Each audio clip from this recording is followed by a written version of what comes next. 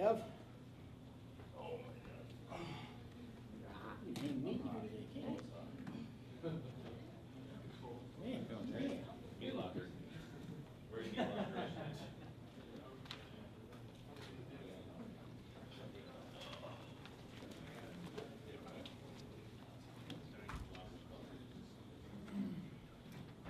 Right, Kev. Yes, sir. I know we talked a zillion times about it. Last night you had a conversation with Bay after the game, and he spent a lot of time talking with us. Just for him, I mean, is there a way that he can get back and get on board and just show something positive to lead into the off season to, hopefully come into spring training with something, Terry, that he feels decent about himself? Well, Kevin, I certainly think that, and that's what he and I talked about, was that, this is, we're going to certainly pick our spots for him to play, hopefully build up the confidence, gets, where he's going up against guys that start swinging the bat good, that leads to more confidence. Put him in against some right-handed pitchers that he, has had good success against when he's starting to swing the bat like he's capable of. But, when you're trying to fight through stuff and you look up and you got to face Josh Johnson or somebody else, it's tough work. So he said, look, all I can tell you is that when I'm out there, I'm going to give you the best I got. And certainly that's the way he plays anyway. So. Yeah. Andy? Terry, I think yesterday you said you guys have probably overused Burdak, but I think you also said that maybe it was just something that was coming inevitably.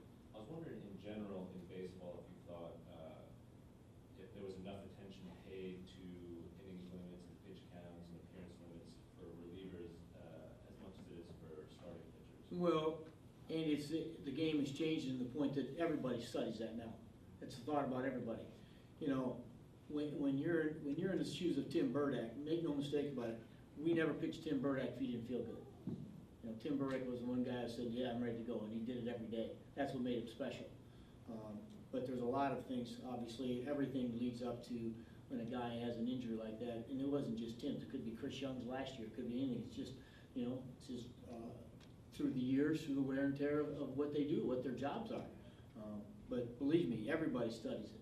Outings, appearances, but you look up and there's those guys that can go out there, that pitch in 80 games, that pitch in 85 games, 90 games. I mean, sooner or later something's going to happen because that's a lot of work. In some sense, is there just sort of is that the reality, or is there sort of an occupational hazard with being, a left-handed relief pitcher in the major leagues, just that you're going to be the guy that's got to constantly go out there? Well, certainly you try to do the best you can, but that's an occupational hazard, especially when yours did the job that Tim Burdak was doing, especially in the beginning of the year. Didn't matter who was up, what lefty was up there, he got him out. So he's going out there, and every day he said, hey, look, I feel great, I can go out there. Matter of fact, I think 3 weeks ago he said to me one day, the more I pitch, the better I feel. And I said, I understand that, we just haven't had the opportunities to get you in there like we want to. So there's all sorts of factors that when you're left-handed and you're the only lefty you got, you're gonna get a lot of work.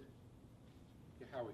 Terry, how's Johnson today, and are you thinking that he might be good to go if you wanted to catch him tomorrow in the quick turnaround?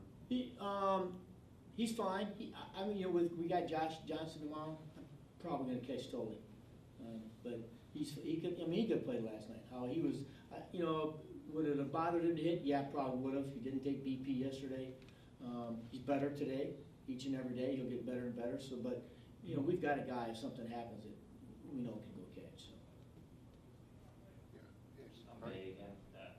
I know you weren't here his first year, and I don't know how you're familiar with what he was doing in Boston, Pittsburgh, but is there any simple way to explain how a guy goes from being able to drive the ball the way he did for several years to having the struggles that he's had when he come here?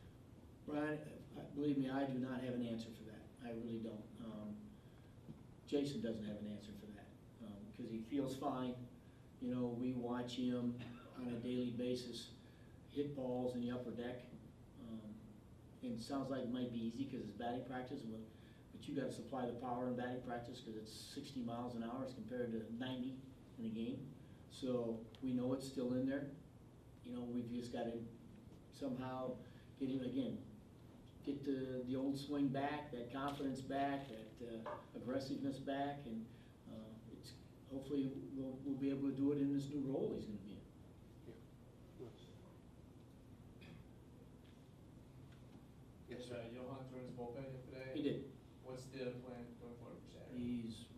go on Saturday and got a day off, so in 5 days after that, he'll go again, but he feels great. So there's no restrictions on him at all? No. Any last on their own, guys? Yeah, Roger, or Anthony first.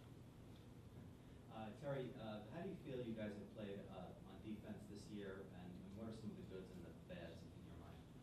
Well, you know, I tell you, we've had some rough games, but we've had some very, very good games.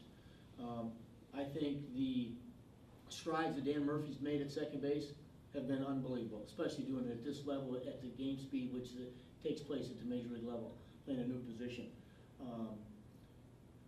You know, David, we had somebody check some defensive stats, and they say he's the highest ranking third baseman defensively in the league.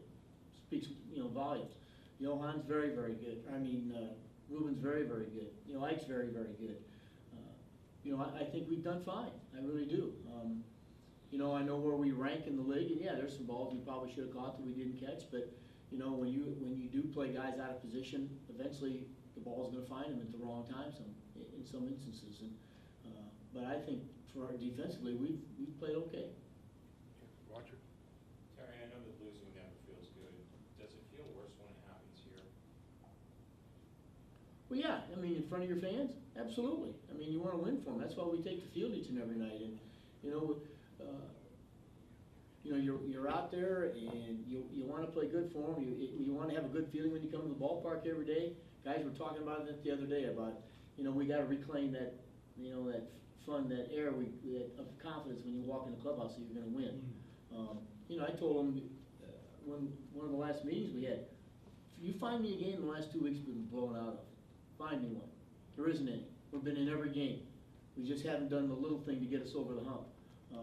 So that's why I told them, look, you can't get down. Yeah, I know losing's not fun, but what we got to do is grind it out. We got to eventually come up with the big play or the big hit or the big pitch, because that's what this game's about at this level. But well, we've stayed in game after game after game and had many opportunities to win some games. It seems like for a long time you guys have played pretty well here, just like the last few weeks. Is there a reason maybe? Not that I can come up with. You know, again, I know when you're in this situation, you have to only look at yourself. But we've played some pretty good teams too. They're playing pretty good when we played them. So, you know, you realize when you take the field, you got your work cut out for you because the team on the other side wants to win too. And it's not always our fault that we lost. Are you of the philosophy that teams sort of need to, in order to be successful, win about half on the road and then? Oh, there's no question about it. There's no question. You play 500 on the road, and you know most of the time you're going to have you know, if you're a good team, you're going to have a good home. You know, because you hit last, you're going to win a lot of those games. So you know and that's how you win championships, by having, you know, that 500 road record and that 700 home record. You win a lot of baseball games. You're getting a lot of playoffs with that. Okay, Gary? Terry Ruben's obviously done a terrific job for you leading off this year. You batted him second once, I think, on the road trip. Do you see him eventually as an ideal number 2 hitter? I think he'd be an ideal number 2 hitter. First of all, he can handle the bat. He doesn't strike out. You know, he puts the ball, moves the ball around the field. But as I've said before, I think in one of these days, Ruben Tejada, when he walks to the home plate, he's going to be the kind of a guy that if you have a leadoff hitter who can run and you get a first pitch fastball, he can hit it in the seats. So I think because of his offensive ceiling, he's going to be a chance to be a very, very good second hitter. Are you tempted to try to force feed that? I know, I mean, Andres obviously was your leadoff hitter when the year began. Are you tempted to try and experiment with that before the end of the year? Gary, only if we got that guy we think is going to get on. I mean, you know, one of the things Ruben's done for us in the games that we've played well, he's gotten on base. You know, and if your leadoff hitter's not getting on, you know, at hitting number 2, you might as well lead him off, and that's what we're doing. Yeah, Fitz?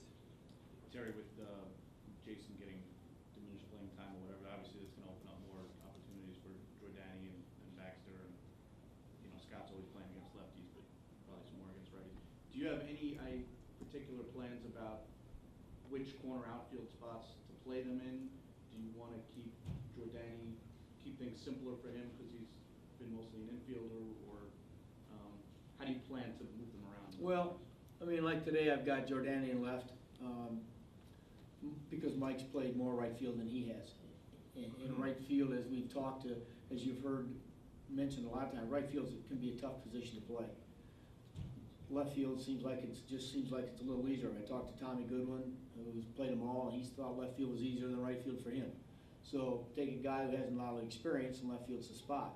What we're hopefully looking down the road here, if we can get, if Lucas Duda starts swinging the bat good, is, you know, we know he can play left field. That's where he played in the minor leagues. So it'd be a situation perhaps where he and Jason can split time out in left field if he, you know, if he starts swinging bat like he's capable of, because we certainly need that power bat back in the middle of the lineup. And it's ready. Over here. Terry, for Mike Baxter, how difficult has it been for him to find some kind of continuity or play optimally with the stops and starts he's had this season? Well, it's been, I'm sure right now it's been really tough for him. The best thing he's done was he approached the rehab the way I think he should approach it, and that is he went down there and got a lot of at-bats. He got over 40 at-bats in rehab to try to get him back to where he was when he got hurt. I'm not sure that's ever good enough, but at least he came up here feeling good about himself offensively. But he was playing so well when he got hurt. He was swinging so well. I'm not sure it's going to be, you know, it would have to be almost an everyday, go out there every day to get back to where he was. So, but I know you look at the series he had in San Diego, I mean, he's seen the ball good. You don't draw 5 base on balls in a game without seeing the ball good. And so, you know, hopefully we'll get him in there. He's going to start playing against righties, which we've got some coming up. So hopefully he regains that stroke that he had when he got hurt. But it's tough for him. Yeah, Dan? Given Johan's recent injury history, how much are you anxious to see if he gets back to where he was before this last setback, just in terms of his performance before the end of the year?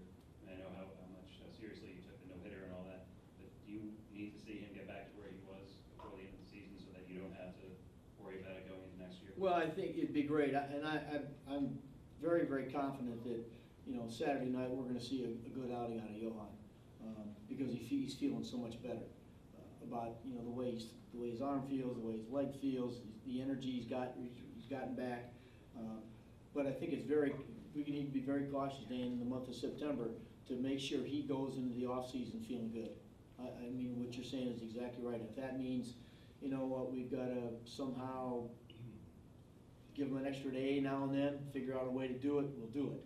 Because I think what you're saying, I don't want to go into next spring training trying to find out if Johan Santana is going to be healthy again. We need to go in the offseason knowing he is. You talked about Lucas briefly. What are the reports you've gotten from the minor leagues about Swinging better. Wally told me yesterday that he's taking much better swings. He's much quieter at the plate. You know, he's had a lot of movement when he went down there. They said he spread himself out a little bit. Seen that he's just squaring up more balls than he did here. So those are all good signs.